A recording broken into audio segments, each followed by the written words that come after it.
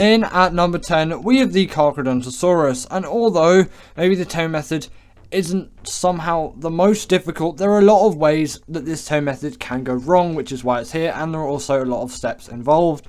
So it does take a little bit of getting your head around to actually know how to tame this creature and also tame this thing successfully. As if it's in a blood rage, you shouldn't even attempt this. It's not going to work whatsoever. And obviously you need the adequate gear for this. Obviously you don't need any kind of train carriage or anything like that, but it takes quite a bit of energy to actually get this tame done, which is why it's on the list. But obviously once you tame this thing, you really do have an absolute beast of a creature, which is essentially just the Giga, but in every way that the Giga could be better, it is better. It doesn't have that rage meter anymore, it's got much better mobility and all of that. It really is a wonderful creature to use, and its tame method isn't too bad, and I know I'm putting it on the most difficult tames list. It can be quite easily achieved if you're well prepared, but this thing can also be quite difficult if you're not prepared, and also there are a lot of things which can go wrong, like it aggro into another creature and then you just ruin the whole tame. It can be really frustrating. So if you truly fully prepare for this thing, it will be a lot easier, but the thing is, it's quite hard to fully prepare for this thing and for it to go right 100% of the time. Next up, we have the Astrocetus, and this kind of had to be here. Like, maybe some people might say, well, this thing is a piece of cake. Well, there are a lot of things that can go wrong, especially considering the environment. Things can just go flying everywhere. These things can go running off and just run into a void worm and just get killed so easily. And again, it's not a matter of this tame method is extremely difficult. It's just a lot of things are likely to go wrong. And also it is quite an expensive one. Not too much for Gen 2 because element is absolutely everywhere. But I wouldn't say that it is an easy tame compared to a lot of other Ark creatures. This definitely is going to require some thought put into it, and is going to pretty much require your full attention, whereas with a knockout tame, you don't really need to do that. You just shoot something at something and when something's trapped, because you usually trap it, so it's like less effort on every front. You just trap it and it's easy, boom, done. Whereas, especially with the biome of this thing, things really can go much further than you may expect, and unwanted trouble is very easily around the corner in the space biome on Gen 2, so there's always something to be particularly careful of. Next up, we have got the Bloodstalker, and this creature really does need to be here, in my opinion. Like, when you look at this creature and how it's tamed, the prep work that goes into it is actually kind of crazy. Like, the amount of blood bags you need to get, and I know with the Desmodus now it's a lot easier, but still getting all those blood bags is quite a huge challenge, and then actually getting up to this thing, getting 100% effectiveness again, because you have to kind of feed this your own creatures, can be quite a big challenge, and that's obviously why I'm putting this thing on the list, as, you know, I think it's very deserving of it. But obviously once tamed, you got yourself, in my opinion, the best underwater creature which you could possibly get, and also a really great travelling mount, and it's essential on Gen 1 really, but on other maps it is an extremely useful one as well, which I think everyone should be taming, if obviously you have access to it. Otherwise I can't really say anything to that, can I? If you don't have the DLCs, then you can't really use it, but if you do, I would strongly recommend that you actually go out and get the effort, spend the effort, not get the effort. It's not like you go to the store and buy effort or something like that. Maybe just use hexagons and the effort's done for you. You can't buy blood bags with hexagons. Either way, yeah, go out there and get all those blood bags and tame yourself a Bloodstalker, and you will not regret it. Next up, we have the Basilisk, and this also has to be here, and I guess you can kind of put any tame that requires an egg to raise sort of in this position, as well as it can be quite difficult in some cases, especially with the wyverns. Actually retrieving that egg is a lot harder than raising it, although I'm not really going to include them on the list. But if you wanted to say that wyverns deserved this list, well, I'm going to give them a brief mention here, and that is now all the segment that they're going to get, because I'm going to talk about the Basilisk. And the thing is, on paper this tame doesn't seem very difficult. You just get some rock drake eggs, or whatever the equivalent kind of special eggs you could say you can find in each map, like rock drake eggs, managama egg, magmasaur egg, sorry, and any kind of wyvern egg. They will all work.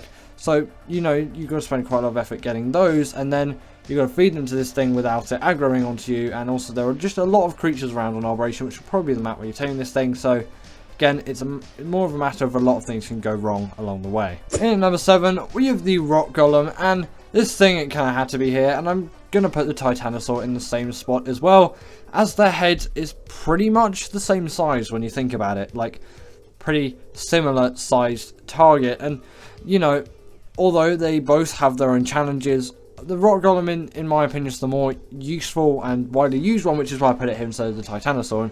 Although maybe that doesn't give the biggest factor to what these creatures actually being on the list means, still a more widely used, well-known creature. I know the Titanosaur is pretty well known, but it's not very widely used. It's gonna relate more to people, you could say. But the Titanosaur in this thing, I'm gonna put pretty much on the same par. You've got to use cannons.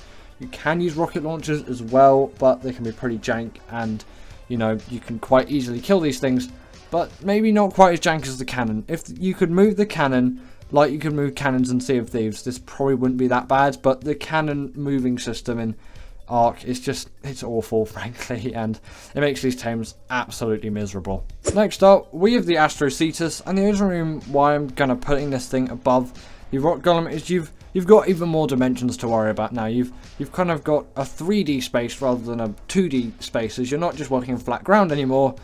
You're working in the air, and you know, although you have a much bigger target to hit, these things move a lot more, and they have a lot more area to move around. And yeah, although you can kind of use the hover skiff, and you could say in some cases, if it goes really well, it isn't too bad.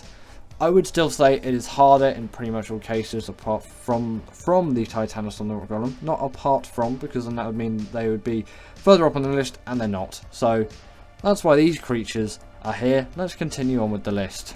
Next up, we have got the Shadowmain, and this thing had to be here, okay? When you look at this creature, and you look at how it's tamed, and you look at just the sheer amount of steps, and also how many times this tame can go wrong, and all the different variables in it, it makes sense why this creature is on the list. Like, so many things can go wrong. Obviously, you need those really big fish, and getting those fish in itself will take quite a bit of time.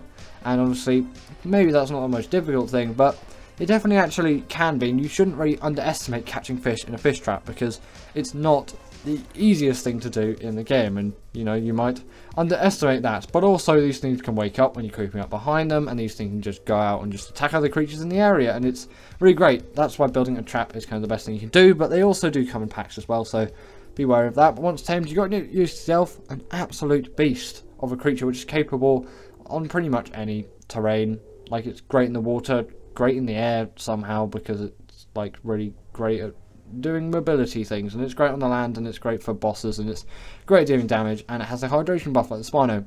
Really great tame. In at number 3, we have the Reaper, and in my opinion, this had to make the list. Like, you look at this creature, right, and you look at its tame method, and even on paper, it seems extremely difficult to do. Like, you have to literally almost kill a Reaper Queen to get it to a low enough amount of health, and then get impregnated by it and carry that baby and get loads of XP to get 100% effectiveness. Like, it really does seem like a huge amount of effort, and a huge effort is, especially considering the biome these things spawn in on Arboration. On Gen 2, they're an absolute cheese, but I'm not really going to count that too much into this, because I kind of want to account where they originally are. But this would have been in the number 2 spot if it actually wasn't for that Gen 2 thing, because I do kind of still have to slightly take that into account, although I admit they are very difficult tames. But obviously you're not going to regret taming one, and you feel so elated once actually you've tamed one, because it feels like you've really achieved something, and you've gone through all these steps, and you've finally now got that end product, and you're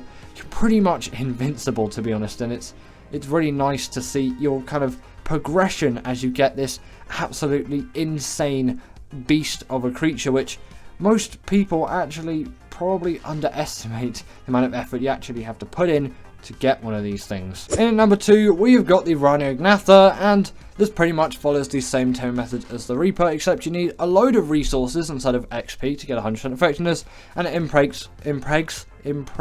I don't know where impregs came from. That's a really weird, like, slogan of a nickname that happens, I guess, in my mind. But that's a thing now, impregs. Guess I should add that to the Oxford Dictionary. But either way, when you think of this creature, it's practically the same thing. Just there are a couple of extra things which make it slightly more irritating, and you need a dino on top of it as well. But getting a dino at the stage of when taming this creature, like a Bronto, the Bronto's like my recommended one.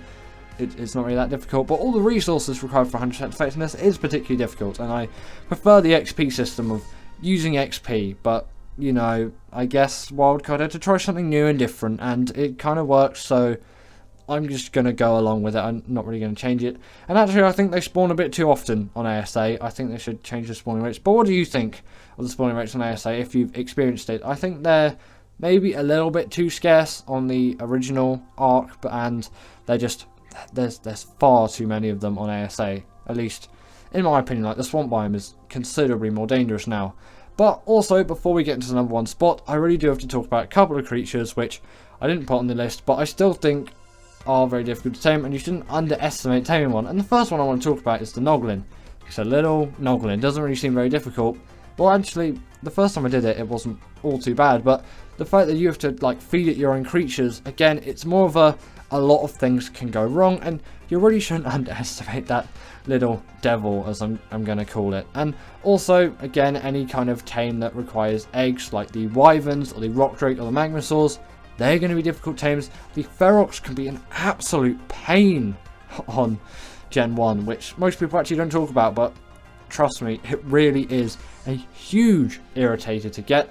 And also, quite a few underwater creatures can be pretty irritating. The electric eel is one, but I'm not really going to talk too much about it because it's not a creature worth taming, but it is actually considerably quite difficult to tame because those things are absolute pests. But let's get into number one. And in at number one, we have the Amargasaurus, but also I do want to talk about another creature as well, which is the Fenrir, which you can only get by killing a really difficult boss on Fjordur. And technically you could say that's the most difficult Ark Tame, but I'm kind of going to talk about the Amarga more because it's more conventional, but the Fenrir is like the hardest Ark Tame. I'm just going to give it a quick mention there. I don't even think it deserves to be in the honorable mentions. It is really out there. But with the Amarga's absolutely horrible tame method, with this thing having to like hunt for you, there are so, like, everything can go wrong with this creature in terms of its tame method, and it took Raasclark over 24 hours to tame one, and in my opinion he's quite a considerably good Ark player. And although I haven't really spent much time with a tamed one because,